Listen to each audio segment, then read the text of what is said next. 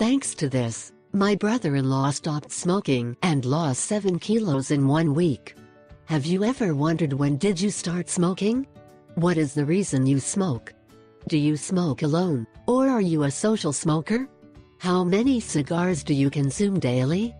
Do you think you can stop smoking when you decide? So if you really want to stop smoking, the best thing is that you think you're going to get fat. But do not worry, this is not going to happen. It's just a thought to boost your mind that smoking does not help you in anything positive.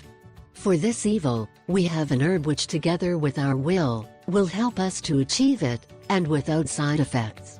Its name is stevia, and is a wonderful plant, coming from the family of chrysanthemums, native of Paraguay, which for several centuries was used as a natural sweetener, stevia being a great ally for people with diabetes. Stevia is also marketed in fresh or dried leaves, powdered green or white, or also as liquid.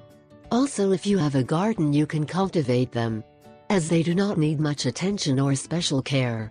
How are we going to consume our stevia leaves? Right now we are going to give you the most recommended way for you to take stevia for therapeutic uses.